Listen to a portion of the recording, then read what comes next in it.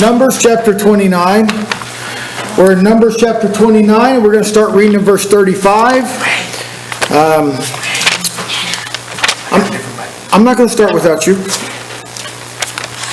Yeah, you'll find out that I'll wait for everybody to get there. Matter of fact, what I usually do, Chewy, is I say, once you find that, please stand, and I don't start until I know everybody's found it and they're ready to go. So, Numbers 29, starting in verse 35, and once you do find that, stand and let me know you found it so I don't have to start without you.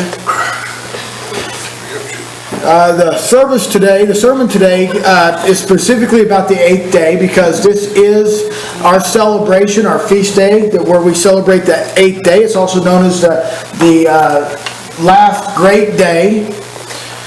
And I want to talk about the 8th day a little bit today because it's important. It was obviously important enough that Yahweh told us that we needed to set it aside, make it holy or separate from everything else, and that it's a convocation, which is a time to gather and read, which is what we're doing right now.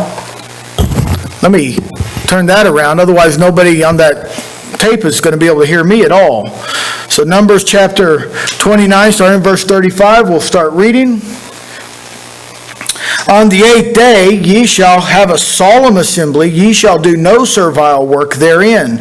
But ye shall offer a burnt offering, a sacrifice made by fire of a sweet savor unto Yahweh, 1 bullock and 1 ram, 7 lambs of the first year without blemish, their meat offering and their drink offering for the bullock, for the ram and for the lamb shall be according to their number after the manner, and 1 goat for a sin offering, beside the continual burnt offering, and this meat offering, and his meat offering and his drink offering. These things ye shall do unto Yahweh in your set feasts, beside your vows and your freewill offerings, for your burnt offerings and for your meat offerings and for your drink offerings and for your peace offerings. And Moses told the children of Israel according to all that Yahweh commanded Moses. Let's have prayer. Most gracious Heavenly Father, it seems to me it's so easy to skip over some things. That in our desire to serve you and our desire to walk in obedience, it's so easy to miss something that's important to you. It's so easy to step over something that we should have stopped on. And I know that this last great day, this 8th day that you've given us, that it's something that you want us to stop on. That you want us to set it aside, that you want us to treat it as a Sabbath. And today is a special Sabbath because not only is it the 8th day, but it's also a weekly Sabbath. Help us to honor this 8th day. Help us to understand this 8th day. Help us to find application for it in our lives today and understand that this is a day that you set aside. This is your feast. And because we are also yours, we keep it. All this I ask in the name of Yahushua Messiah. Amen. So you may be seated. Chewy came up to me today and he was like, are you preaching on the 8th day? And I like that. I like that because he wants to know. He wants to know what we're doing and why we're doing it. That makes me feel really good, Chewy. You remind me of Buck. Because when Buck got saved, I tell you what, he was like, he wanted to know. He didn't just want to know what we were doing. He wanted to know why we did it. And that's good. That's good. You know, the Bible says that the Holy Spirit, that Yahweh, when He saves us, He places His Holy Spirit, His Spirit in us, and it will cause us to walk in obedience to Him. I mean, there's no greater evidence that we are truly saved, that we are truly His, than we want to walk in obedience to Him. So the 8th day, it's often called the last great day. You'll find it called that in Scripture sometimes. It's called that traditionally a lot. Oh, see, this is for those of you on YouTube, I'm going to point this out. A lady in our church made this for me, and it says, Feast of Tabernacles, when Yahweh commands grown-ups to build forts, and it's got a little tabernacle on it, it's got my name on it. That's such a blessing, Miss Carrie, thank you. That's such a blessing, thank you. She's over there embarrassed now, but it is. It's great. She's made me other things before, and I just absolutely love Miss Carrie. She makes me all kinds of cool stuff. It is a nice cook. It is, yeah. She'll make you one too if you ask her nice. If you want to try it. Okay. But anyway, so it's called the last great day. It's the last feast of the seasonal year, and I think that's why they probably call it the last great day. The seasonal year being the year that starts in the season of spring, the year of birth, or the season of birth, and the seasonal year ends in winter, but before winter gets here, we have a last day, a feast day. And so it might be called the last great day just because it is the last feast day or last Sabbath day or last celebration day that Yah gives us before we get to winter.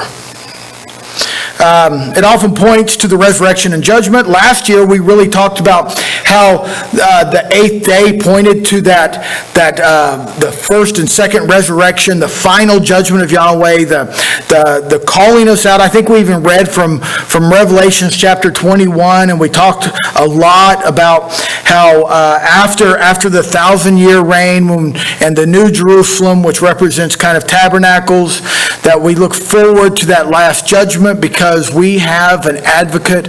We have a propitiation for our sins, and not just our sins only, but the sins of all who believe. And how exciting that is, and how this day is a day of exciting and triumph, and how this day is a day of rejoicing. It's often typified in prophecy as the last trumpet in the seals and the trumpets that are open. The last seal is a lot of times associated with this last great day. It's typified in Torah. It's commanded in Torah that on the 8th day, every male child is to be circumcised, which, that's a big deal.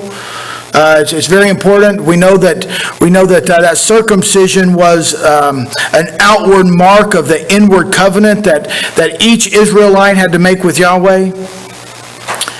Oftentimes we even consider circumcision part of that covenant, that the establishment of the covenant. Abraham was commanded not only to be circumcised, but he was commanded to circumcise all of his servants, all those in his house, and from that day forward, circumcise every male child on the 8th day, establishing Abraham's covenant with Yahweh.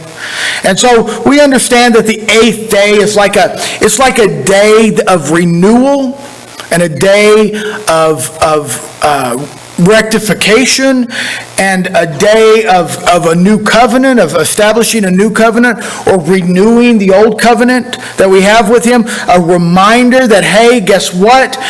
You're in a contract, you're in an agreement with the one who created everything. What better person? What better entity in the entire universe is there to be in agreement with? I mean, if you agree with Him and the whole world disagrees, you're still right, because it's not a popularity vote. Paul said it this way, he says, let God be true and every man a liar. And that's okay, because if you agree with Him and everybody disagrees with you, then you're David and they're Goliath, and we know how that fight ended. So it's a great thing to be in this covenant with Him. And that's what I want to talk about a little bit to start with. Exodus 22, 29 through 30. The verse is right there if you don't want to turn there. If you don't have a copy of the notes, then I'll give you a chance to turn there. Exodus 22, 29 through 30.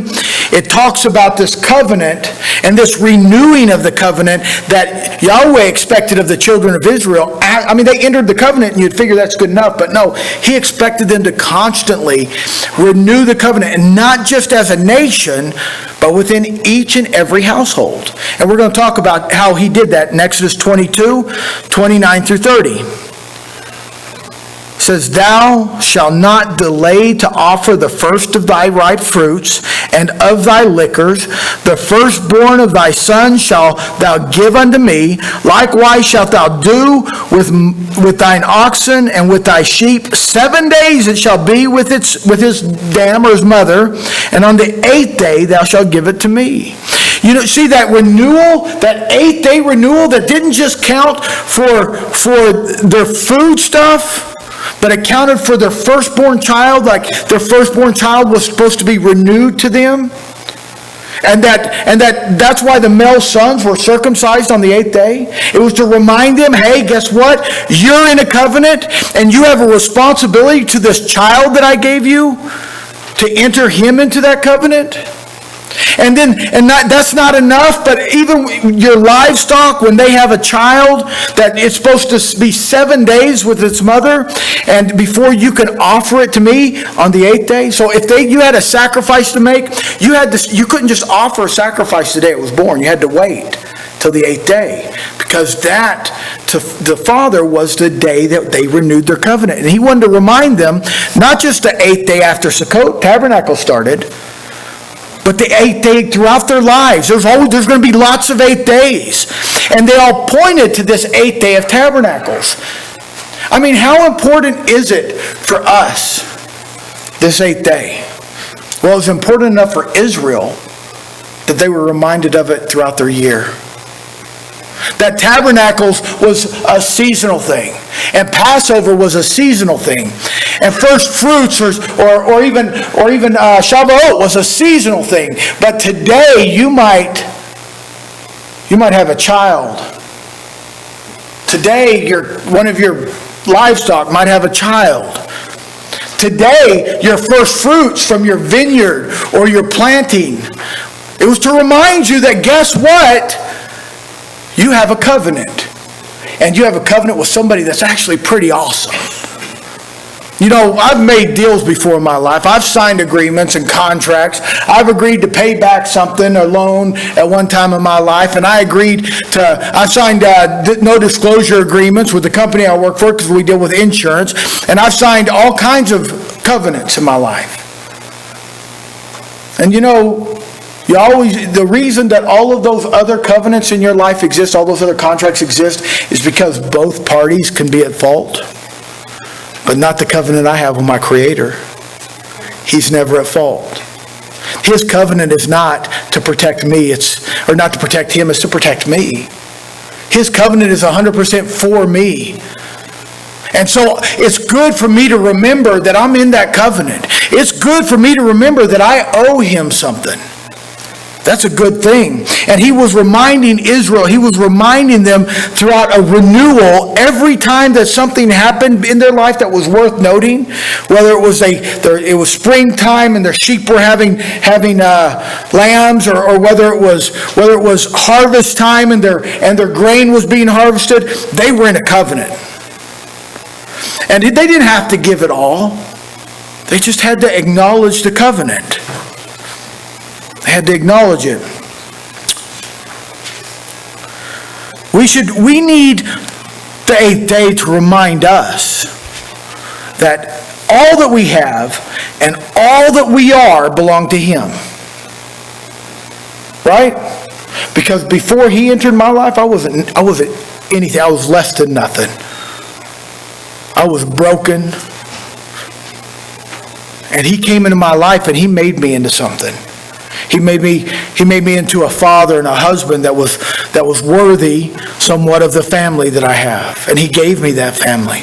He gave me my job. Everything I have, everything that I am, it belongs to him. And so is it too much for me to take my firstborn and dedicate him to the Father? No, it's not too much at all. Is it too much for me to take my wife or my life and dedicate it to the Father? And didn't Paul say it was our reasonable service to be a living sacrifice for him?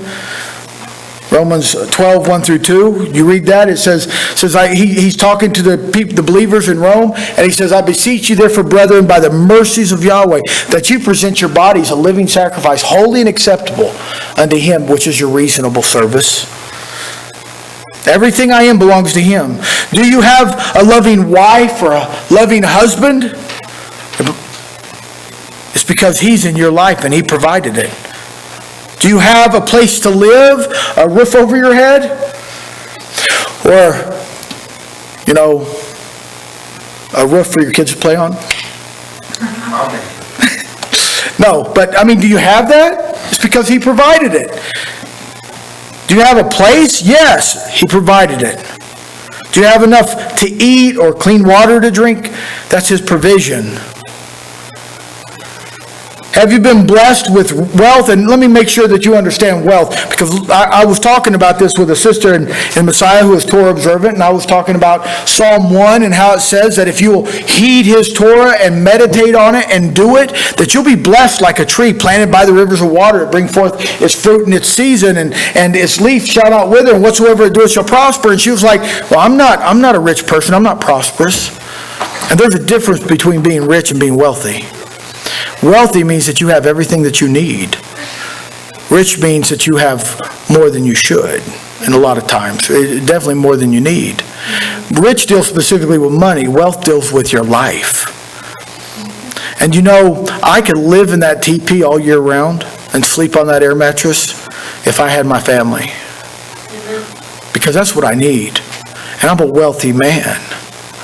And so are you a wealthy man? Are you a wealthy woman? Are you blessed with the things that you need in abundance? That's providential. If you don't know what that word means, look it up. It's a good one. It means that it's because somebody planned in advance for you. Somebody bigger than you. The creator of the universe is taking care of you. This is the day in our life. This is a day in your life, in my life, to dedicate our lives, our marriages, our family, our wealth to the service and pleasure of our Creator. This is the 8th day, the day we renew the covenant, the day we recognize that this is not ours, that this congregation is not ours, that these tents are not ours, that this wilderness is not ours, it's His. And just like we talked about last week, He placed the children of Israel in the booths, didn't He? It's His. This is part of the fire that might be refining you. It might be part of the inheritance that you're going to inherit. But either way, it's His. And this is the day that we realize whether our lives are great or whether they're meager, whether we prosper or whether we struggle, that the prosperity or the struggle is His to give us. Because if we struggle and we know it's His and we know it has a purpose, He's teaching us something. The 8th day is a day to renew that covenant with the only one that you'll ever enter a covenant with where you don't have to worry about him keeping up his end of the deal. The 8th day is a day of rejoicing. It's a day to celebrate. If we're going to renew our covenant and recognize how blessed we truly are, even in the most meager areas of our life, even in the most desperate places that we've been, that we recognize that those places, the hottest fire that we've had to walk through has been a blessing to us. When we get to that place, then we ought to get to a place of rejoicing. 2 Chronicles 7, 8 through 10. Also, at the same time, Solomon kept the feast 7 days, and all Israel with him. I almost used this as the study for this week when I was talking about Solomon. Also, at the same time, Solomon kept the feast 7 days, and all Israel with him, a very great congregation, from the entering in of Hamath unto the river of Egypt. In the 8th day, they made a solemn assembly, for they kept the dedication of the altar 7 days, and the feast 7 days. And on the 23rd day, that's the 9th day after the feast of, it's not the 9th day after the feast of the last great day, it's the 9th day, it's the next day after the feast of the last great day.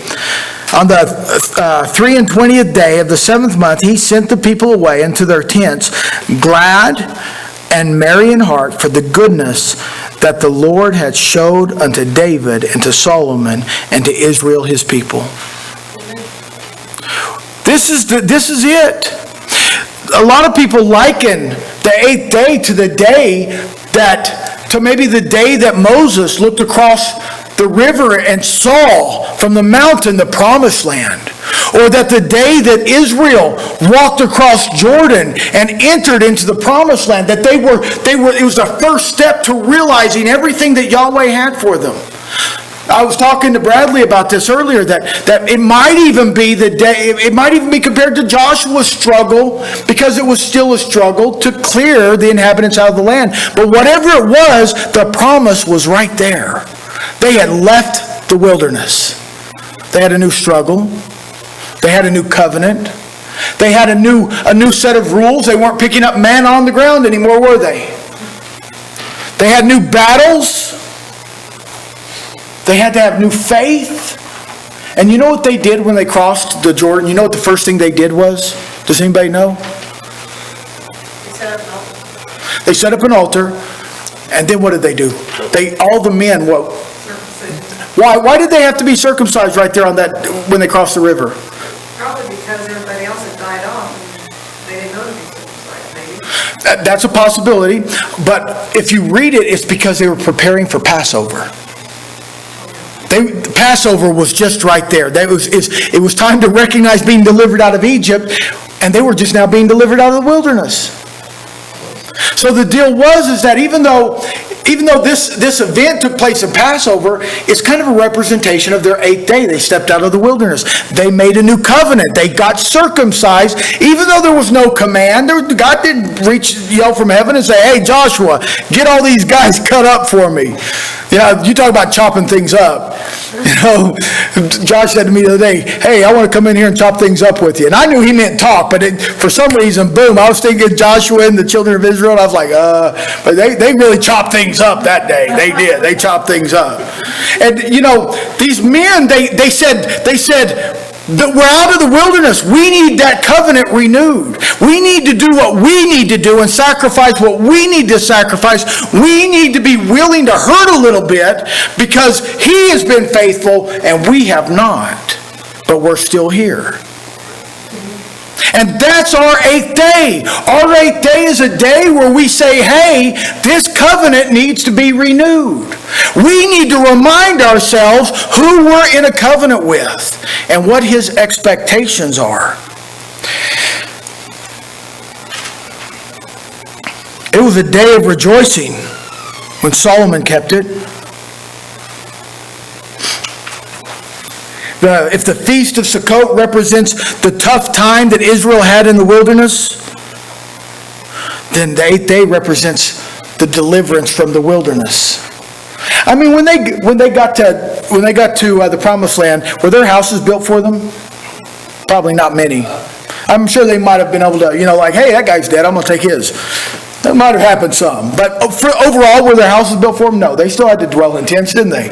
In the Promised Land, didn't they have to dwell in tents just a little bit? Sure they did. As a matter of fact, they were commanded that if they planted fruit, they had to wait how long? 3 years before they could harvest the fruit. They couldn't harvest it the first year because the land had been unclean. It was inhabited by the Canaanites. There was a little bit of break-in time. And just like Israel, when they got to the Promised Land, we're going to stay in our tents tonight, aren't we? It's going to be another night of rough. It ain't going to kill none of us because we know that He's going to see us through the wilderness of our lives. We know that His promises, they're not something we have to worry about whether He's going to keep. And the 8 days to remind us that our promises are the ones we need to worry about.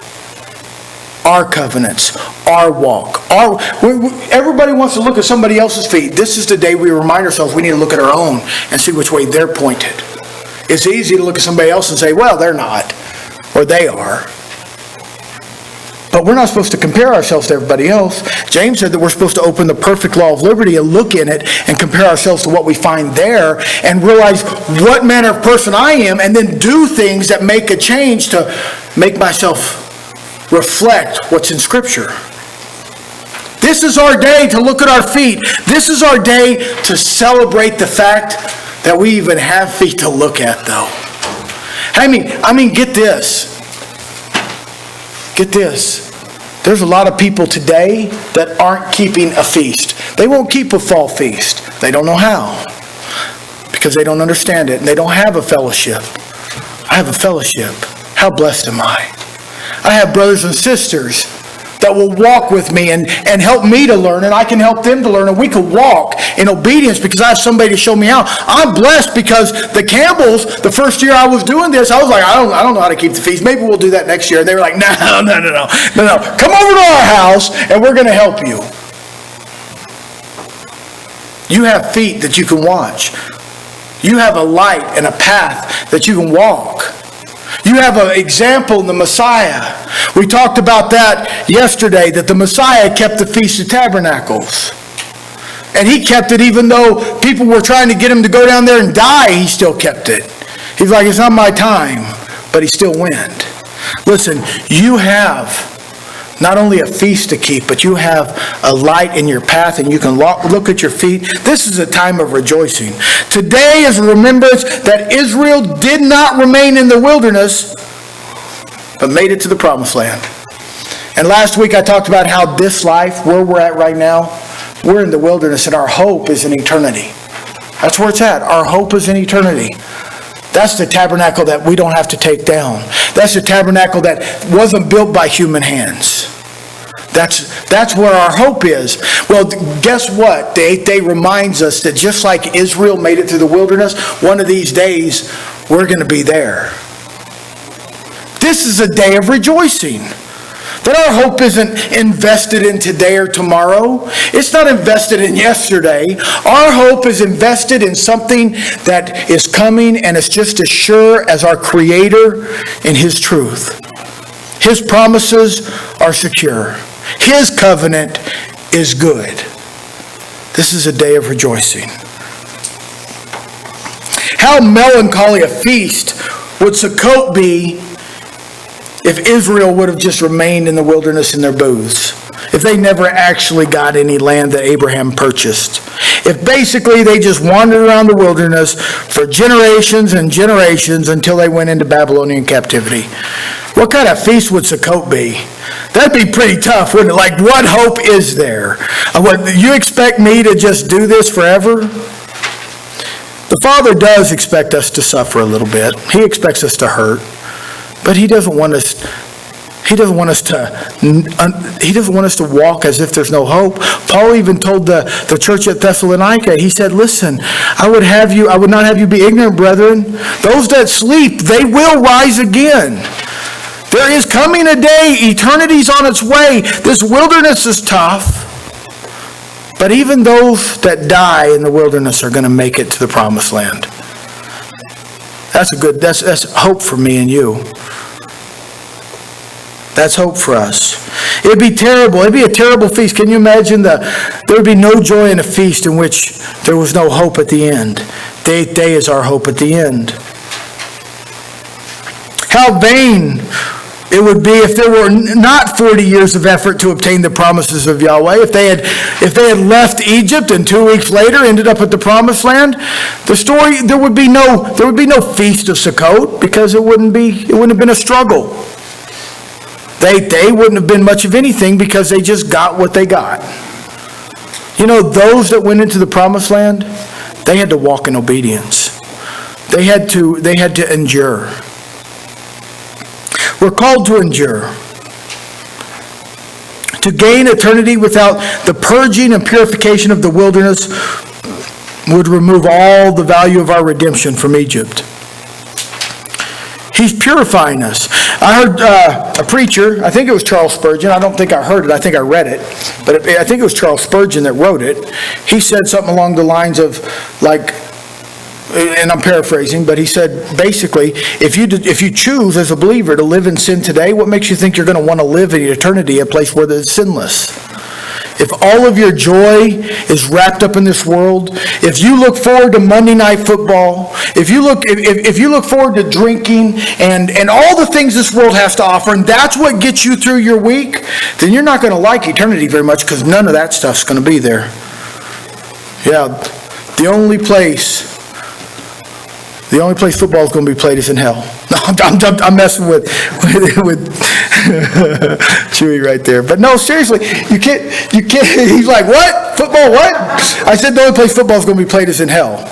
But I was just messing with you. I mean, the truth is, though, the things of this world, they're not going to be in heaven. They're not. If you're interested in this big election that's coming up and that's what you live for, is every 4 years you get to pick a new leader, congratulations. You get, the second verse, same as the first. Henry VIII, y'all have heard that song? Yeah, we've got Henry VIII in office, and we'll have Henry VIII in office next year. I don't care who's elected. But the deal is, if that's what gets you going from year to year, is waiting for the opportunity to elect a new mayor, or governor, or representative, or president, there's not going to be elections in heaven. Our Creator, He's in charge of everything. He's a boss. And he does a really good job at that position. As far as I know, they're not hiring another one. He's in charge. Well, one time some other guy applied for it, and he got kicked out of heaven, so it didn't work out so good for him. So I'm telling you, when we get to heaven, there's not going to be elections. There's not going to be elections. I'm going to say this, and this might even hit a little close to my home, but if you live for Facebook, there's not going to be Facebook in heaven. Yeah, I know. Lydia just got upset there. She's like, wait, what about this new covenant? I'm telling you, listen here. If the things of this world are what motivates you to get up in the morning, then you better find something else. You better start getting up for Him. If going to work is for a paycheck, then find another reason to go to work, because there's going to be no paychecks in heaven. If you go to work for a paycheck, then find another reason. Go to work because the people at your work need to hear the truth. Speak the truth. Go to work. Care for your family. If anybody here quits your job because they say, Pastor Tim told me to, I got it on video. I'm not telling you to quit your job, okay? But what I am telling you to do is don't let work be something you do for a paycheck. Let it be something you do because you have an opportunity to reach out to people at your workplace with the gospel. I love it when Chewy comes back after just a couple days of code, he gets saved, and he's like, I'm already talking to this person at work. I think I'm going to be able to get them to come to church with me. You know what? That's what work's for. That's why you go to work. If you go to work and you clock in and you clock out and you never demonstrate your faith, then tomorrow renew that covenant. This is the 8th day. You have an obligation to those people you work with. You have an obligation to those people you go to school with. Bryson's like, I don't have a job. He's not talking to me. You have an obligation, Bryson. If you're just going to school to get an education, then you've already failed because you know half the stuff they're teaching you anyway. And if the things that come out of your mouth are rebellion and dissatisfaction, then change. Renew your covenant today. Students, renew your covenant today. This is the day to renew the covenant because what comes out of our mouth should be glory, right? I mean, we should be singing His praises. We should lift up our voice and sing glory to the Most High, praise His name, proclaim hallelujah. This should be our voice throughout this year. Renew your covenant. The 8th day is a day of celebration. The 8th day is a day to lift Him up and to thank Him for the things that He's placed in our lives. Today is the day when this day is over. Today is the day that ends the feast, and tomorrow we'll return to our homes. Return to all the comforts of our lives, to our beds. Who misses a bed? I miss my bed. I'm not going to lie to you. I like the air mattress we got. It's a really nice one. It's probably the best one we've ever purchased, but I still miss my bed. I miss my bed. I've got like this memory foam thing on top of the mattress, and I can lay my knee on it either side, and it doesn't hurt my knee because I broke my leg, and it doesn't hurt my knee. I can lay on it any way I want, and it doesn't really hurt my knee too bad. If I lay on my back, it hurts Tina's ears because I snore real bad, but it doesn't hurt my knee. And so I miss my bed. And I thought about bringing that with me, but I thought, I'm supposed to be in the wilderness. It's okay to be a little uncomfortable, but I sure miss it. And I miss my time, like the time that Tina and I, we have when we're at home. We spend a little bit of time every evening just kind of relaxing and talking about our days. We haven't had time to do that. Like we go to bed and we're just like, and that's it, we're out. I miss that. I miss HVAC. Y'all know what HVAC is? Heating, ventilation, and air conditioning, right? I mean, we got that in here, and some of you kids, they're like, I don't miss it. I don't know why it's this big deal for you guys. Buck and Carrie's like, I don't miss it, because when they get out, they go in their trailer. That's okay. But I haven't gone in their trailer, and I've spent a little bit of time inside, but I miss my HVAC, because, I mean, as most of you know, I run a little hot, so I try to keep it cool in my house, and I understand not everybody's comfortable where I am, so right now, this is a compromise. I know Ms. Bontrager's probably like, this is not a compromise. It really is, because I'd rather run it cooler. And I miss my HVAC. I miss air conditioning, climate control. I miss cooking on my own stove, getting stuff out of my own refrigerator. You know, like, I've had to hide food in my TP because I know if I put it in the fridge in here that there's too many kids, most of them mine, that would eat it. And I'm not the only, you've been hiding yours, but Bradley, you talk about somebody that's a veteran, that's a coach. Bradley's been doing this longer than any of us. And every morning I see him get food out of this TP and take it inside and prepare himself a meal, but he don't get it all out. It ain't sitting in the fridge. After he's done preparing meals, if there's leftovers, he shares it. He's generous as all get out, but he ain't a fool either. So, I mean, you know, I miss that. I miss having my own space, my own things. I miss my chairs. You know, I said Lazy Boys, but really mine's an office chair that's just, I think it's made by Serta, and it's really nice. You know, the people make the mattresses, yeah. I miss that. And nothing wrong with the chair in my office and there, nothing wrong with the chairs around here. I'm very grateful for them, but I miss those things. This is our day to rejoice because we have those things to go home to. And if you are not aware that there's people out there that don't have a home, if you somehow made it through this week and missed the fact that a guy showed up out here because he didn't have a home when we got him a hotel room, if you missed that, then be aware right now, there's people that they don't have an eighth day. It's all wilderness for them. Maybe they don't even have a relationship. Maybe they're not even in a covenant, but they don't have a home to go to. They don't have HVAC. They don't have climate control. They don't have a bed to sleep in to miss. They just miss a bed. Rejoice. You're blessed. You were blessed before you even knew you were His, and you're certainly blessed today. Rejoice. The eighth day is a day to renew our covenant. It's a day to rejoice, and it's a day of removal. It's a day of removal. You know what we're going to have to do over the next 2 days? You probably don't realize this if you've never kept Sukkot before, but Buck and Carrie, they know. And I know that he knows. We've got a lot of stuff to clean up, don't we? And not all of us going to go home with us. Someone's just going to have to go in the dumpster. Last year, I don't know how many tents we threw away. Do you remember how many tents we threw away last year? The wind just destroyed tents. We've got a day of removal ahead of us. The eighth day is to remind us that not everything that we bring into the wilderness is going to make it out of the wilderness. Not everything we bring to camp is going to make it out. I brought a lot of food, and now I'm down to a little, right? So it's a day of removal. We return to lives that need to be evaluated and cleansed of unrighteousness. Just like we're going to have to clean up after ourselves here, the cleaning doesn't stop on the seventh day. This is a day of spiritual cleaning. I mean, when Israel walked into the promised land after leaving the wilderness, they didn't walk into land that was just like picketed off and like had a little sign that said Israel only and, you know, face masks. They didn't have signs like that. They went in there and there was people there that were kind of hostile to Israel. And I understand their hostility. I mean, they're like, hey, there's a group of people and there's a lot of them, and they're coming here to kill us all and take our land. So the hostility, I think, was a little justified. Jericho was just like, hey, you know what we're going to do? We're just going to lock the doors. Maybe that'll keep them out. But they had to clean up the land. They had to take the land. You know, there's some land that we need to take back in our lives. The music we listen to is not always the way it ought to.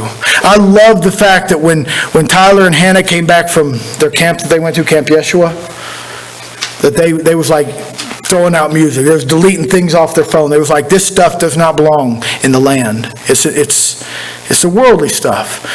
The world was in the land that Yahweh promised to Israel, 100%. The Canaanites, the Moabites, the Midianites, the Amorites, they were all in that land. In your land, when you leave here, there was some stuff that was in the land that now you're going back to it, and you're gonna have to kick some of that stuff out. You're just going to have to. I love the fact that you guys are already listening to godly music. That's awesome. But there's stuff that probably we're listening to that isn't. There's things that we put before our eyes, filthy movies and videos. My kids, they love watching videos on their phones. You know, we need to start cleaning up the things we put before our eyes. The psalmist David, he said that I'll put no wicked thing before my eyes.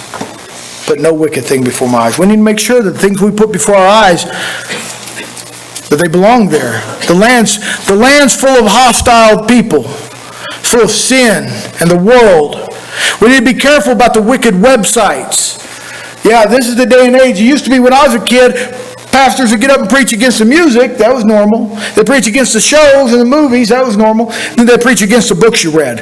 I'm pretty sure that if I tried to preach against books that people read, some of y'all would be like, I ain't seen a book in a while. I don't know what that looks like. Is that like this? This is the only book I got. That's okay. But you know what people are reading today? They're reading Facebook.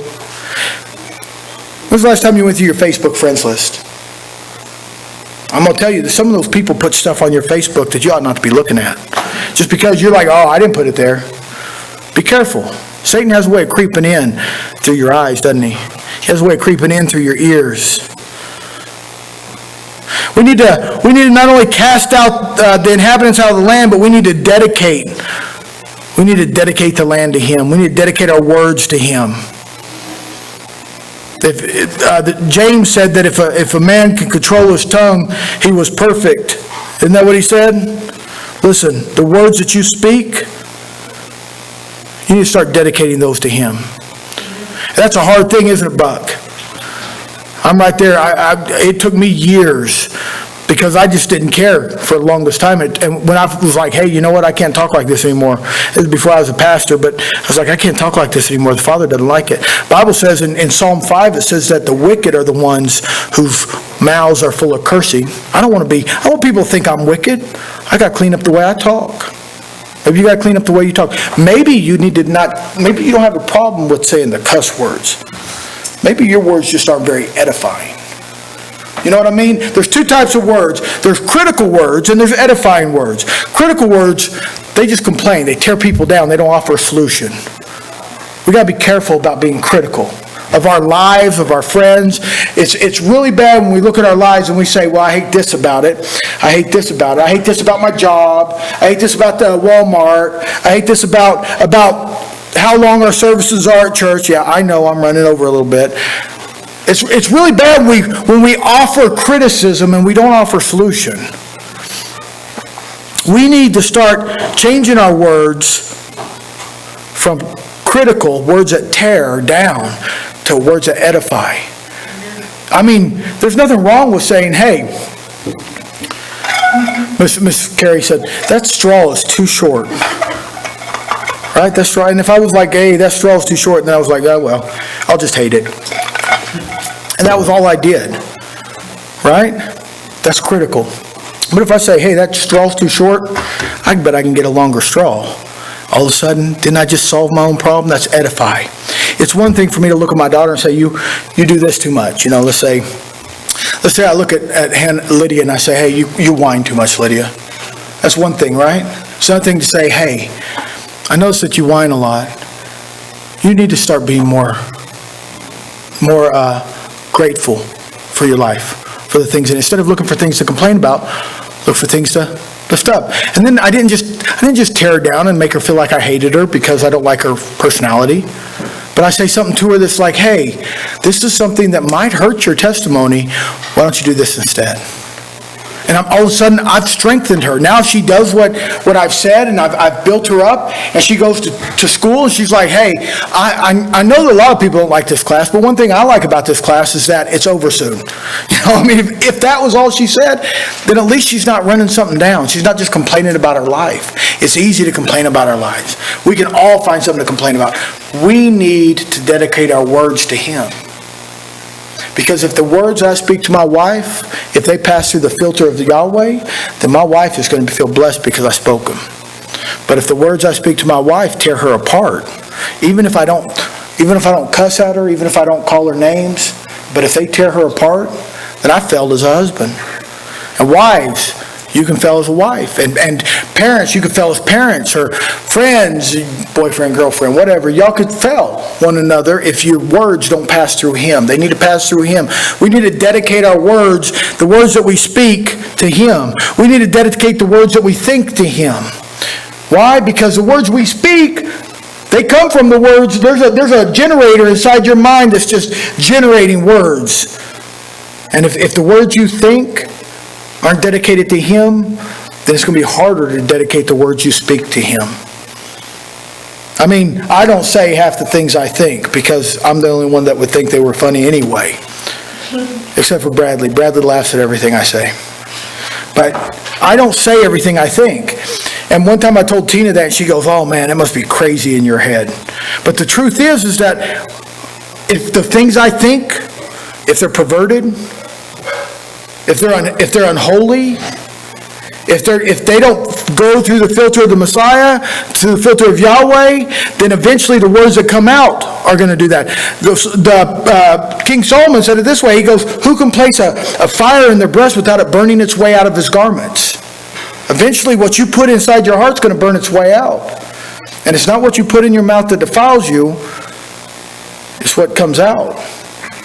And if I believe for a second that I can think negatively about the people in my family and without hurting their feelings and just not say it, then I'm fooling myself, because I'm going to say it. Your words need to be dedicated to Him. The land is His land. And the things that you put out your mouth, that's His. And you can give it to Him or He can take it from you. Let all your communication be wholesome and uplifting. Give all the corners of your life to Him. That's a hard thing. Imagine everything you think is in a room. Everything you say is in a different room. And everything you watch is in a different room. And your life is a house full of rooms. Full of rooms of the music you listen to and the things that you watch. And you can convince yourself that you're the only one that goes into this room, so you can do whatever you want in this room. This room's your room, right? I mean, you got your room of things that you watch, but over here is like the secret part of the room of things you watch that nobody can see. Trust me, He can see it. Give Him all of the darkest rooms of your life, because I tell you what, He knows better to do with them than what you know. And this is my last point, I think. Yeah, well, it's a long one, but I'll get through it quick, I promise. I know we're almost... No, I'm actually still running early. I'm about 6 minutes early. I can get it through it in 6 minutes. So the 8th day, I told you it's a day of removal. I used to read these books about Commander Hornblower. Has anybody ever read those? They're about this guy. He's a captain in the British Navy, and he's constantly it talks about how, I was younger and I really liked it. I got into them. It was kind of like pirates and Buccaneers and stuff like that. It was fun. They were good books. And I learned a lot from Captain Hornblower, or Commander Hornblower, was how he ended up, but I learned a lot from him. What I learned most is that there can only ever be one captain of a ship. That when the ship left the dock, there's only one person in charge. One person. And our life is a ship. And most of us recognize that we have been saved and bought and purchased, that we're not our own anymore. You know, I am no longer mine. I have been purchased. Somebody paid for me, and I don't get to do what I want to do. I should do what He wants me to do. He's the captain. He bought the right to that of my life. And it's easy for us to remove, or not remove, but to surrender some of our authority to Him. Some. It's easy to do some. Like, hey, you know what? I'm going to start keeping the Sabbath. That's not so bad. But like when I decided to keep Sabbath, I was like, I don't know that I can do the feast. It's easy to do Sabbaths because that was right there on the tip of my head. But when things got complicated, it was like, yeah, I think I'm going to probably take some of that authority back. You know, I can't do that because He's the captain and there's only one captain in the ship. And Captain Hornblower taught me that. And if my life is a ship and if He bought the right to it, then He's in charge of it. And it is a vessel is active. If you put a ship on the sea, it is always moving towards the way it's pointing. You can't help it. So you better let the captain of your ship point it, because it'll be pointed towards him. It'll be pointed towards obedience. And you have to surrender. If you surrender 5 minutes and you say, okay, now it's mine again, you know what that's called if you do that on a ship? It's called mutiny. And mutiny's bad. It's punishable by death on the high seas. If somebody incites mutiny on a ship against the captain, all of those that mutiny against the captain are put to death. Fortunately, he's a little bit more gracious towards us because I've committed mutiny. And that's why when Samuel was talking to Saul, we're going to skip down a little bit. So if you look down to the bottom of the page, it says 1 Samuel 15:23. Samuel was talking to Saul, and he said this. He said, for rebellion is as the sin of witchcraft, and stubbornness is as iniquity and idolatry. Because thou hast rejected the word of Yahweh, he hath also rejected thee from being king. He says, listen, rebellion, mutiny is the same thing. He says, listen, if you want to guide your own ship and I pay for you, then that is equal to witchcraft. Now, does anybody in here think that witchcraft in any way could be a good thing? No, it can't be a good thing. Witchcraft is always wicked. It's always bad. As a matter of fact, the actual definition of witchcraft is like Satan worship or worshiping anything other than the Father. Rebellion is a sin of witchcraft. When we say, I'm going to be in charge of my own life, I'm not going to do what you say, I'm going to do what Tim thinks is best, and I'm committing a high treasonous sin. I'm breaking the covenant. And what happened with Saul was that he decided he was going to do what he wanted to do when he had specific instructions from Yahweh. And he did his own thing. And he tried to justify it, didn't he? He was like, if you don't know the story, basically Yahweh told him to kill a bunch of people that were wicked and kill their king, King Agag, and to kill all of the livestock. And so what Paul did was he went and he killed a bunch of them, no doubt. He killed everybody that had a sword in their hand for sure. And he kidnapped the king and took a lot of their women and children and kept all their sheep. And when Samuel came up to him, he was like, hey, dude, why didn't you do what Yahweh told you to do? He was like, well, we need servants and stuff. And the king, he's kind of a cool guy, really, when you get to know him. I mean, I'm paraphrasing, but that's not what he said. But that's kind of the idea that you get. And then he says, and besides that, we're going to need to make sacrifices. And the good news is even though I didn't do it, he told me to do it, I'm going to have to make sacrifices to get forgiveness. I got lots of sheep now, so I can do it. I got it. It's taken care of. And Samuel turns to him and says, hey, Father's more than sacrifice. Because sacrifice just means you messed up. You done messed up. You have done something so bad that something's going to have to die for it. And he would rather that you live in obedience than mess up and have something die for your sins. Basically, I'm bought and paid for with the blood of the Messiah, but every single sin that I commit is like a nail, like the hammer hitting the nail that went into his hand or his foot. Because I'm the one that put him on the cross. His love for me, his payment for my sin. He shed his blood for me. Every time I sin, it's like a drop of his blood. I don't want to be responsible for that. I should desire to walk in obedience. Saul, on the other hand, was like, hey, you know what? I got lots of sheep now, so I got this covered. I got it covered. Right? And that's what he thought. And so Samuel comes to him and says, hey, listen, you're rebellious. And rebellion is as the sin of witchcraft. You've committed the ultimate sin against Yahweh. And because you have, you will not be king. Your son will not be king. Your family will never be kings. I'm removing you from the blessing that I gave you.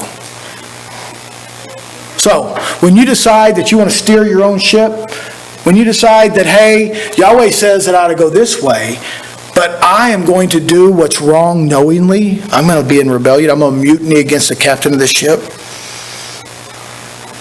Him removing his blessing from you is on the table. Because he doesn't break his covenants, but we can. Isn't that right? So if he doesn't break his covenants, but we can, then we need to make sure that we walk in obedience to the captain of our ship, the one who paid for you. This is the 8th day celebration. This is what today is. We return home tomorrow. But today, let's rejoice. When we return home tomorrow, let's do it living in the Spirit. When I was growing up, they called it a revival. Revival's not something that takes place in a tent or with a special speaker.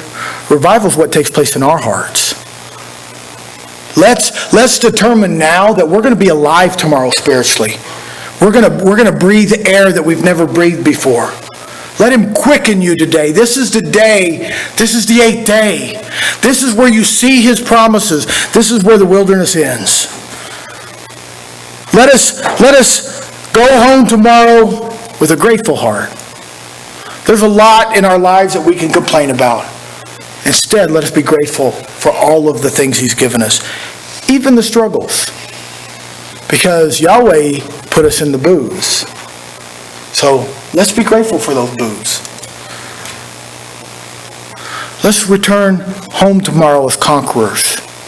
I mean, don't get me wrong, maybe your neighbors are kind of rude. I'm not saying that you need to go kill them or something. That's not the conquering that we need to do. We need to conquer ourselves. Paul said that in us there's two laws. There's the law of the mind, which is the law of Yahweh. He said it was in his mind. He knew what to do. It was there. It was a spiritual law, and he knew it was good. And he said there's another law in my flesh. And the law of my flesh is the law of sin and death, and it wants to drag me down. And it fights with the law of my mind. And he says the things that I would do, those aren't the things I do. And the things that I would not do, those are the things that I end up doing. I end up doing what I know I ought not to do because there's a law inside my flesh that's fighting with the one in my mind. But he says with Yahushua Messiah, we have victory. We have victory. I have an advantage over the law in my flesh. I have the blood of the Messiah empowering me. I have grace like I can't even imagine. The grace is the very power of Yahweh in your life, because what it does is it overlooks where you're failing, and he blesses you anyway to get you to where you're winning, to where the right law is winning. So there is no condemnation for those that are found in Yahushua Messiah, because we're not beholden to the law of our flesh. And when we return home tomorrow, let's return home conquerors of our flesh. Let's claim some victories today. Let's say, hey, I'm not going to live in that sin anymore because I know what's right and I'm going to do it. And I know that there's a blood sacrifice out there for me that's covering this sin, and I'm not a slave to it anymore. I'm bought and paid for. I'm redeemed with a purpose. This is our 8th day. This is our day of celebration. This is our day to renew that covenant. For those of you who just entered it, that's okay. This is your day to renew it, to recognize that covenant and say, hey, I'm going to walk today like I never walked yesterday. And I'm going to walk tomorrow in a way that's better than today. The covenant that we renew. Let's all stand.